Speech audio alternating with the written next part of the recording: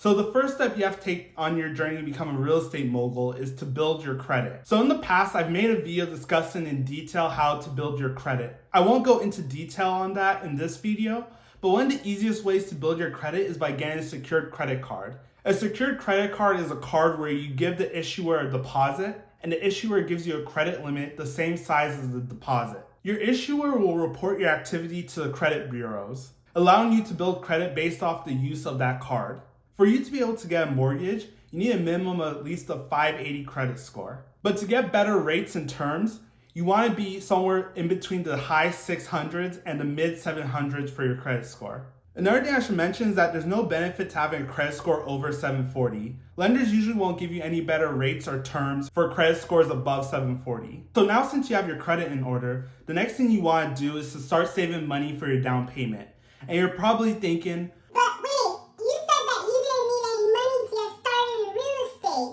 This is clickbait. I'm just liking this video. but wait, there is a way to do this with no money, but it's a lot easier to get better terms on mortgage if you have some money to put down. So if you have no money, you'll have to go through a down payment assistance program. These programs are designed to help you cover your down payment on your home. You could virtually put zero down on a home. The rules for these programs can vary depending on your area. I encourage you to look into the programs that are available to you in your area. Now, if you could spare putting some money down on the home, I would recommend saving anywhere from 3 to 5% of the median home price in your area. And this will allow you to buy a home using an FHA loan. And FHA stands for Federal Housing Administration. The nice thing about FHA loan is that they have lower down payment and lower minimum credit requirements when compared to other loan types. Now, one thing I should note is that unless if you're putting at least 20% down, you initially have to live in the property for a set amount of time before you could turn it into a rental. With most lenders, this is usually about a year. I encourage you to check your loan documents to get the exact time frame. So now since we got our credit and our down payment situated,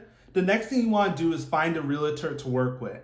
The best way to find one, in my opinion, is going to open houses in areas where you want to buy and talking to the realtors in person. There's a lot of questions usually asked a realtor when you go and buy a house. You could probably Google the most commonly asked questions to real estate agents. But one of the most important things you want to ask them, especially if you're planning on investing in real estate, is do they invest in real estate themselves? Or have they worked with investors before? Agents with this kind of experience can be very helpful when you're looking for an investment property, as they should know the kind of properties that investors are looking for. Another thing you should ask a prospective agent, and this is going to sound a little weird, but what are their expectations from you as a client? For some agents, they don't mind if you call them at any time during the day. But for other agents, they prefer that you don't call them during certain parts of the day. Asking a question like this will not only earn you bragging rights with your agent, but will also make you a more desirable client to work with. And when it comes to investing in real estate, it's really important to be as likable as possible. Agents usually want to work with clients that are easy to work with. So that means that you're more likely to get better deals in the long run. So after you meet with your realtor, they'll usually refer you to a loan officer. And basically the job of the loan officer is to work with you to get your loan approved.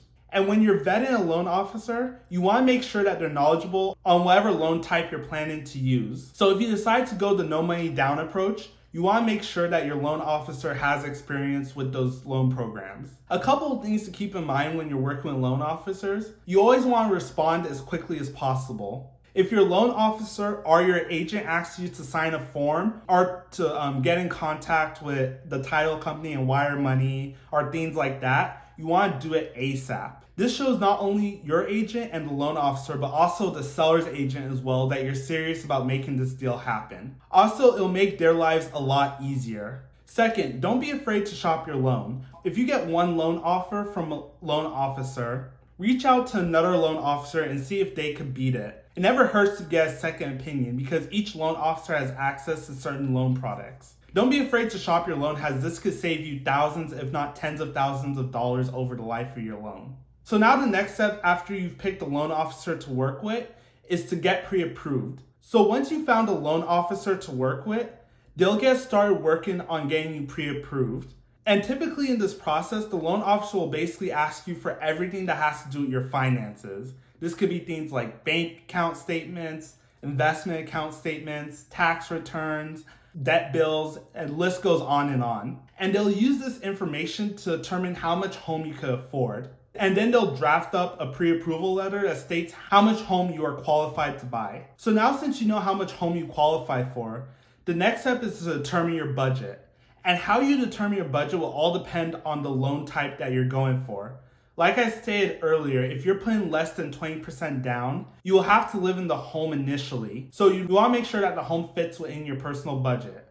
A good rule of thumb is that all costs related to your home should not be more than 30% of your take-home income. So let's say you're going to go put down 20% and you're going to buy it as a straight-up investment property. The budget will be dictated on the numbers for the property. So you want to make sure that the property cash flows. And to do this, what you want to do is you want to get the projected rent of the property and subtract it by the principal and interest payments on the loan, the home insurance cost, the property taxes, the property management fee if you decide against self-managing the property, and maintenance. And if that number is positive, then you're good to go. And if it's not, then you have to ask yourself, can you cover the negative cash flow until you're able to increase rents to get to a positive cash flow situation? If you can't, then that property might not be the one for you and you might need to continue looking. So now since we have a budget in place and we now know how much home we're looking for, the next step is to go out and start looking for homes. Now when you look for homes, you want to buy in neighborhoods that you would want to live in.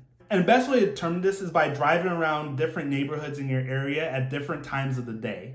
And the question I always ask myself is, would I feel comfortable walking around this neighborhood at 9 o'clock at night? That will give you a good gauge on if this is a place you want to live. From there, you can start selecting different homes to look at. And as an investor, you want to look for homes that are not very cosmetically pleasing. So homes that have outdated kitchen, old carpet, old paint, funky smells. Most home buyers run away from these kind of homes. You can usually buy these homes at a discount compared to a fixed up version of the same home in the same neighborhood. So once you found a property that you like, you want to drive by the property every day at random times of the day for about a week or so. This is to make sure that there's nothing that you dislike about the property. For example, you don't want to go and close on a house only to learn that there's traffic on your street every Wednesday night after the fact.